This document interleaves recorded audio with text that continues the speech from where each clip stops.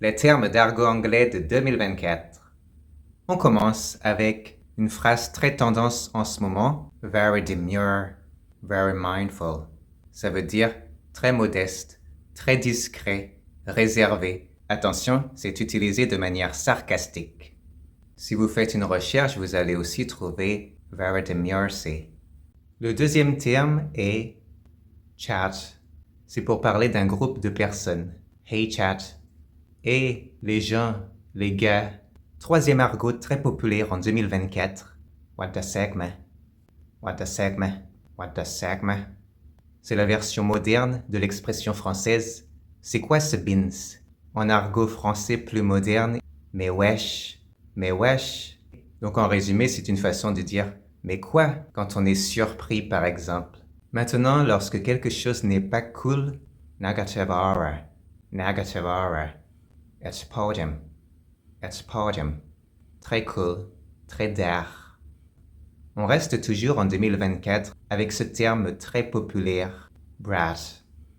Il faut savoir qu'en 2024, ce terme a pris un nouveau sens. Ici, ce n'est pas le nom, une chipie, mais plutôt your brat, your brat. Donc il a pris un sens positif. C'est être authentique, authentique. Le prochain mot est lié à l'intelligence artificielle. Slop, slop.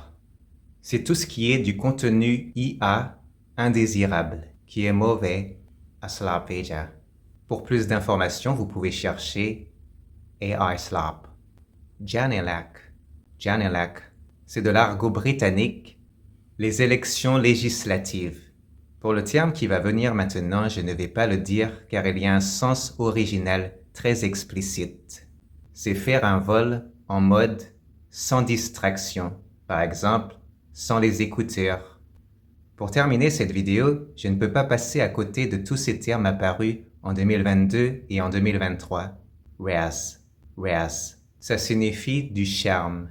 Ça vient du terme charisme, mais il est employé pour parler du romantisme, du charme, de la drague. D'ailleurs, il y a tout un vocabulaire qui s'est créé autour. Il y a par exemple razzler, a razzler. C'est un dragueur, un charmeur. Et il y a ce verbe razz up, razz up. Donc charmer, draguer.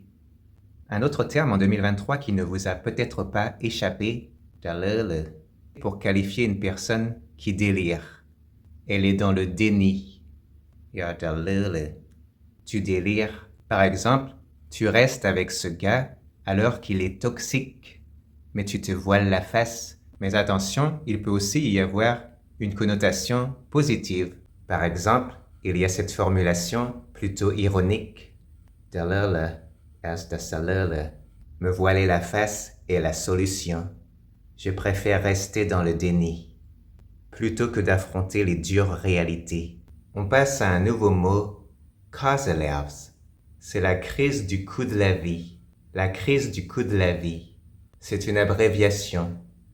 C'est surtout utilisé en Australie et au Royaume-Uni, pour parler légèrement ou avec humour du prix de la vie qui est abusé.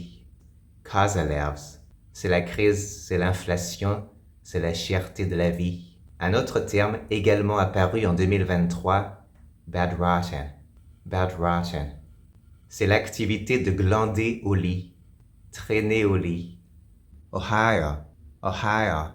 Celui-ci signifie bizarre, zarbi. Yassa Ohio.